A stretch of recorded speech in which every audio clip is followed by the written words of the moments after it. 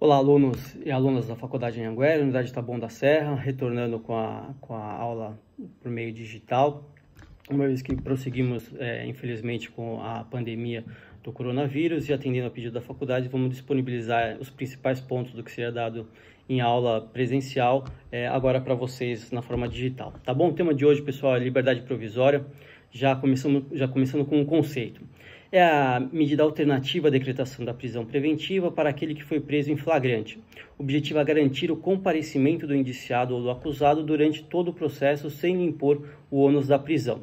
O fundamento constitucional da liberdade provisória é que ninguém será preso, ninguém será levado à prisão ou nela mantido quando a lei admitir liberdade provisória com ou sem fiança. Artigo 5º, inciso 66 da Constituição Federal. A liberdade provisória refere-se à prisão em flagrante. A prisão em flagrante legal, porque a prisão em flagrante ilegal cabe o pedido de relaxamento da prisão em flagrante. E quando não estiverem presentes os requisitos da prisão preventiva ou da prisão temporária, o pedido deve ser de revogação da prisão. É sempre importante a gente ficar atento à nomenclatura correta, né, pessoal? Espécies de liberdade provisória. A primeira espécie de liberdade provisória é a liberdade provisória sem fiança. É aquela que é cabível para o acusado sem que ele preste o valor da fiança. Será concedida mediante termo de compromisso firmado pelo indiciado ou acusado de comparecer a todos os atos do processo sob pena de revogação. Essa liberdade provisória poderá ser cumulada com outras medidas cautelares, daquelas previstas no artigo 319 do Código de Processo Penal, que nós já vimos em aulas anteriores. Hipóteses de cabimento de liberdade provisória sem fiança. A primeira, quando a gente praticou a infração com incidência de alguma causa de exclusão da ilicitude, por exemplo, legítima defesa, ou estado de necessidade.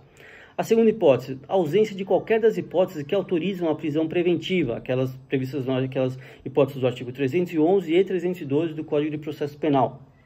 Terceira hipótese, quando couber fiança, mas o juiz verificar a impossibilidade do réu de prestá-la por motivo de pobreza. Além disso, a lei traz algumas situações que o indivíduo não será preso e nem será exigida a fiança. A primeira hipótese, aquela prevista no artigo 301 do Código de Trânsito Brasileiro, é no caso de acidente de trânsito de que resulte vítima, se o condutor do veículo prestar pronto e integral socorro. Essa medida visa a solidariedade da pessoa, para que a pessoa seja estimulada a prestar socorro sem que seja imposto o ônus da prisão. A segunda hipótese é no caso do autor de infração de menor potencial ofensivo, que for imediatamente encaminhado ao juizado ou assumir o compromisso de a ele comparecer. Essa previsão estava no artigo 69, parágrafo único da Lei 9.099/95. Agora, a segunda hipótese, a hipótese de liberdade provisória com fiança. Para isso, o que seria a fiança? Fiança é a caução real prestada pelo réu e destinada a garantir o cumprimento das obrigações processuais. Consiste no depósito de dinheiro, pedras, objetos ou metais preciosos, títulos da dívida pública federal, estadual ou municipal, ou em hipoteca inscrita em primeiro lugar, conforme previsto no artigo 330 do Código de Processo Penal. O objetivo da fiança, pessoal, é garantir e assegurar o comparecimento do réu a atos processuais, evitar a obstrução de seu andamento ou desestimular a resistência injustificada à ordem judicial. A fiança poderá ser concedida enquanto não houver o trânsito em julgado da sentença penal condenatória. A fiança poderá ser concedida pela autoridade policial, ou seja, o delegado de polícia, durante um inquérito policial, poderá, e a doutrina entende que é um poder-dever do delegado, conceder a fiança nos casos de infração punida com pena privativa de liberdade máxima não superior a 4 anos. Caso a autoridade policial, caso o delegado deixe de conceder a fiança, o preso ou quem lhe fizer as vezes, poderá prestá-la mediante simples petição dirigida ao juiz competente, que terá 48 horas para decidir. A fiança concedida pela autoridade judicial será dentro de 24 horas, o juiz deverá dentro de 24 horas decidir ou não a respeito da fiança. Não é necessária a prévia manifestação do Ministério Público nesse caso, pessoal. Ele somente será cientificado após a sua concessão. E qual seria o valor da fiança? Para os crimes, quando a infração tiver pena de privativa de liberdade máxima não superior a 4 anos, a fiança será de 1 a 100 salários mínimos. Para as infrações punidas com pena privativa de liberdade máxima superior a 4 anos, o valor da fiança será de 10 a 200 salários mínimos. Conforme a situação econômica do acusado ou do indiciado, a fiança poderá ser modificado esse valor, ou diminuído ou aumentado, conforme as pessoas tenham um alto poder financeiro ou um poder financeiro mais baixo. O juiz poderá, no caso, nesse caso, poderá dispensar a fiança ou, sendo cabível a fiança, poderá reduzir até 2/3 da fiança, né, verificando que o acusado tem alguma possibilidade de prestá-la, né, de pagar essa fiança, ou se o juiz verificar que ele tem alto poder financeiro, ele poderá aumentar até 1000 vezes o valor da fiança. Então, para a gente ter uma noção, a fiança no Brasil pode ser de 1/3 do salário mínimo até 200 mil salários mínimos. Tá bom, pessoal? Critérios para se fixar o valor da fiança, né? O juiz ou o delegado devem observar os seguintes critérios: a natureza da infração, as condições pessoais de fortuna do indiciado ou do réu, sua vida pregressa, circunstâncias indicativas de sua periculosidade e a importância provável das custas do processo. Tá bom? Porque a fiança, como a gente vai ver agora, né, a destinação da fiança, para onde será destinado o valor recolhido a título de fiança. O acusado sendo condenado de forma definitiva, a fiança será destinada ao pagamento das custas processuais, de eventual indenização decorrente de ação civil ex delito, que é aquela que o ofendido entra contra o autor da infração para se ressarcir dos danos que ele sofreu por essa infração. Da prestação, outro destino da fiança será o pagamento da prestação pecuniária imposta na sentença ou do pagamento da multa imposta também na sentença.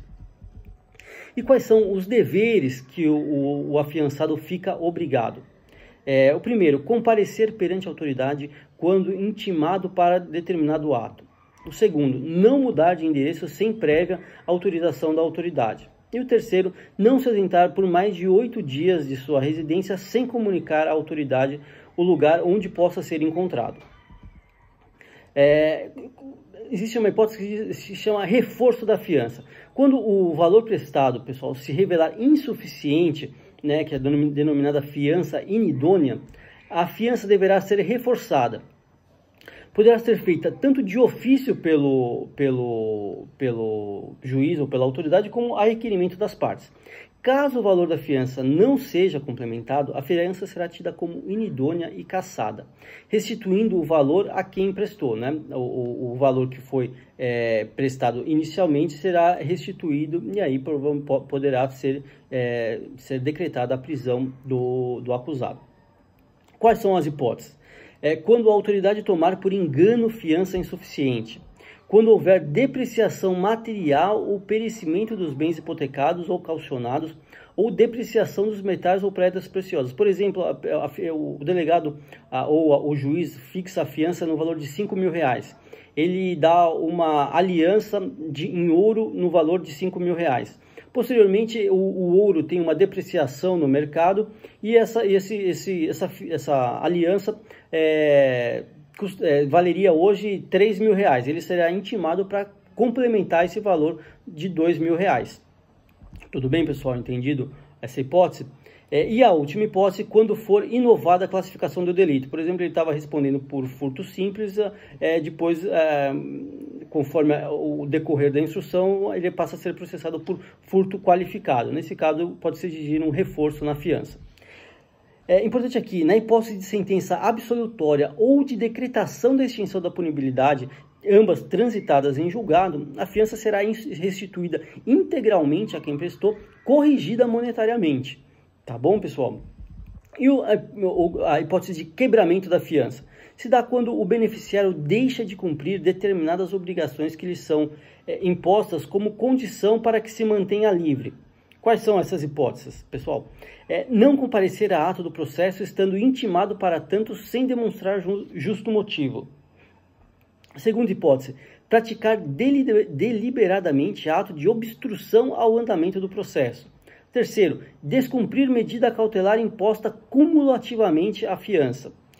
Quarta hipótese, resistir injustificadamente à ordem judicial, por exemplo, a ordem de comparecer em seu interrogatório. E a última hipótese, praticar nova infração dolosa. Quais são os efeitos do quebramento da fiança? Primeiro efeito, perda da metade do valor prestado, que será recolhido ao fundo penitenciário. A segunda, o juiz decidirá acerca da imposição de outras medidas cautelares, aquelas do 319, ou decretação da prisão preventiva, conforme a análise do caso concreto.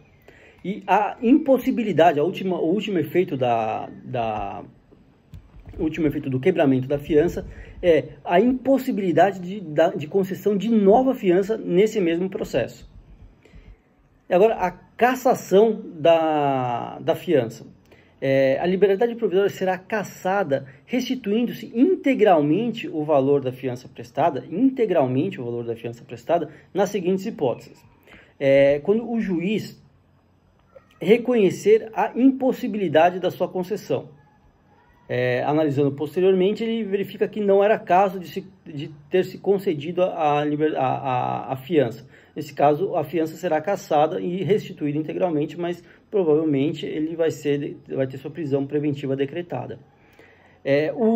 Quando for reconhecida a existência de delito inafiançável pela inovação da classificação do delito. Por exemplo, ele estava respondendo por uma injúria racial e aí, conforme as circunstâncias, verifica-se que na verdade não era uma injúria racial, e sim um crime de racismo. O racismo é crime inafiançável e, portanto, a fiança será cassada. E a última hipótese seja determinado o reforço da fiança e o autor da infração não complementa esse valor da fiança. Nessa hipótese, a fiança também será cassada. E a fiança será perdida, né? Ocorre o perdimento da fiança, quando implicando na perda da totalidade do valor da fiança prestada. Né? No perdimento da fiança, quem prestou perde integralmente o valor da fiança. Ocorre na hipótese de o condenado não se apresentar para iniciar o cumprimento da pena imposta definitivamente. Havendo perdimento da fiança, o valor será destinado ao pagamento das custas processuais, de indenização obtida em ação civil ex delito, ao pagamento da multa e destinado ao fundo penitenciário. O juiz, verificando a situação econômica do acusado, poderá dispensá-lo de prestar a fiança, mas subsistirá o comparecimento a todos os atos, não mudar de residência sem prévia autorização da autoridade e não se ausentar da residência por mais de 8 dias sem comunicar à autoridade. Né? O juiz, então, ele pode dispensar o réu de prestar a fiança, mas as outras medidas acessórias à liberdade provisória permanecem íntegras e subsistem. O recurso cabível da decisão que conceder, negar, arbitrar, cassar ou julgar inidônea a fiança ou conceder a liberdade provisória é o recurso em sentido estrito, conforme o artigo 581, inciso 5 do Código de Processo Penal. Por fim, pessoal, os crimes inafiançáveis. São três hipóteses. O racismo, previsto no artigo 5º, inciso 42 da Constituição Federal. Os crimes hediondos, o crime de tráfico de drogas, terrorismo e tortura, né? Os hediondos e os equiparados, na forma do artigo 5º, inciso 43 da Constituição Federal. E o crime de ação de grupos armados, civis ou militares contra a ordem constitucional e o Estado democrático. Esses são os crimes inafiançáveis. Com isso a gente termina a aula de liberdade provisória. Se previnam, pessoal, a respeito dessa pandemia. Esperamos voltar em breve com a aula presencial, mas por hoje é só, tá bom? Um grande abraço, pessoal. Tchau, tchau.